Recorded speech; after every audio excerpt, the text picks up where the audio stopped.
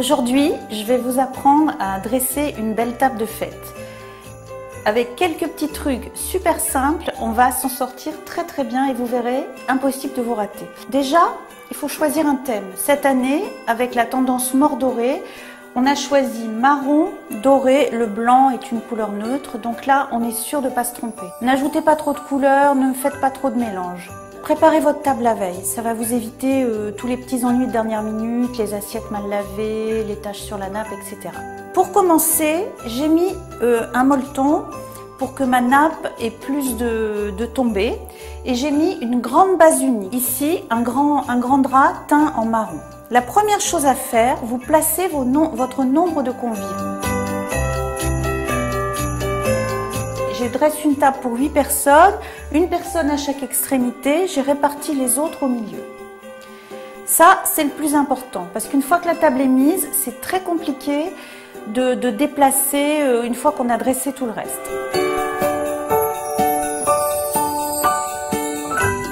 On commence toujours par les sous-assiettes, si on en met, puis une grande assiette pour le plat, une petite assiette pour l'entrée.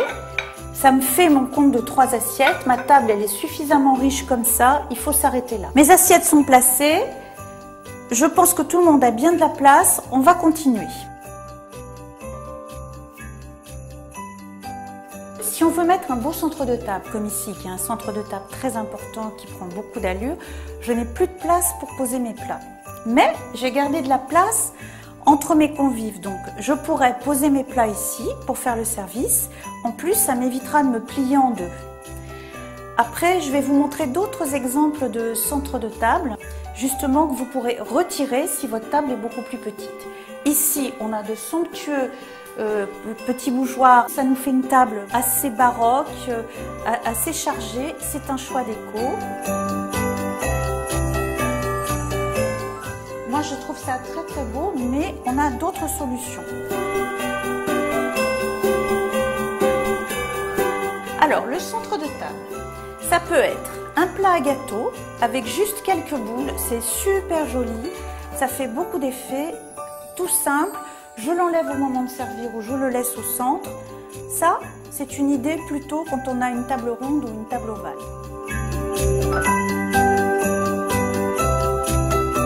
Sur une table carrée, par exemple, ou rectangulaire, un plateau en métal argenté, une serviette en papier et de jolies verrines. Ça fait un centre de table très pratique, je l'enlève au moment de servir. Vous avez une toute petite table chez vous, pas beaucoup de place. Ça aussi, c'est un centre de table. C'est une petite assiette pour l'apéro, des petites bougies chauffe-plat et ça fait un effet, une fois, c'est magnifique. Pour ma table d'aujourd'hui, qui est très en longueur, moi je préfère des petites verrines. C'est très beau, c'est facile à faire et là on a de la chance, on a vraiment des jolies verrines. On a pris toute notre déco de table chez la Foire Foulle, répartissez-les sur toute la longueur de la table, on va mettre des verres. Hein. On va pas faire une ligne, c'est jamais très élégant une ligne. On va plutôt faire un petit chemin qui serpente. Là, quand on va les allumer, vous allez voir, ça va être top.